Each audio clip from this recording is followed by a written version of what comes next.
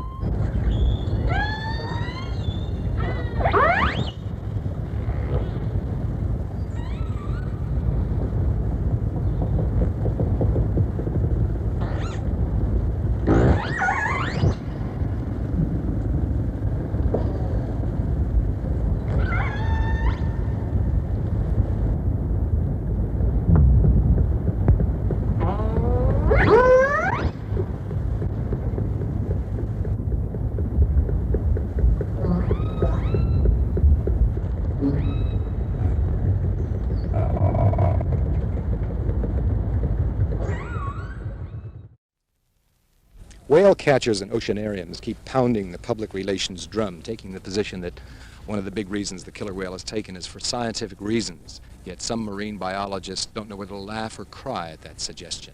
They point out that what little work is done is actually physiological, aimed at keeping the killer whale alive in a tank, which keeps the exhibitor alive at the box office. What isn't known is far more important than what is known. For example, they don't know how many whales there are out there in the Puget Sound. They don't know if they're migratory, whether they live here and die here. They don't know how often they have calves. They don't know the period of gestation of the cows. They don't know the suckling periods of the calves. They just don't know very much about the subject at all. And what they really don't know is whether the whales taken by Griffin and Goldsberry these past 7 years, constantly, are from the same family or from the same pod. Yet the captures go on.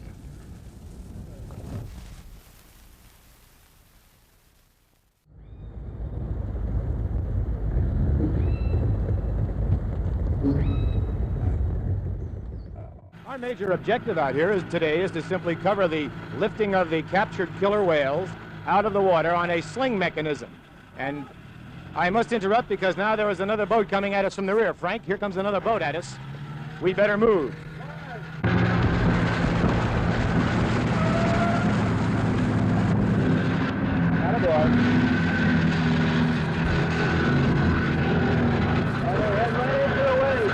Hang on now, Jeff. The obvious motive would be to disconnect our gas line, which would leave us helpless in the water. And this beam seems to continue as the Ted Griffin and his boat seem to be attempting to swamp us. The boat I was in, which is a very large, fast boat compared to the boat you were in, goes 50 miles an hour. That's the big one with the Chevy Marine engine? That's right. And you're in a low boat that goes about 15 miles an hour. If I wanted to cut you in two, run you right over, I could have at any time I wanted. It was my intent at that time was, I just lost my temper, was to disturb your film making, just cause a few waves, which I did. everyone has a point, where a breaking point, and I think that was our breaking point. I don't know why they say they were at their breaking point. I thought the news story that we did the night before was totally fair, and Ted Griffin and Don Goldsberry both stood there and pointed their finger at me and said, "You've done a terrible thing to us. You've made all these lies and accusations and unfair. You've really had unfair treatment from King, and you obviously don't believe in what we're doing. We don't believe in what you're doing. So you get your cameras and all your equipment in your boat, and you get a mile away from here. And I don't want you to shoot a single frame of film, and if you do, within a mile of this pier, we're going to dump you and your equipment, and I don't care if you have $6,000 worth of equipment, we'll dump you and your boat in the Sound." Watch it, Frank. Here he comes again. They're going to try to throw up some waves or swamp us, I guess.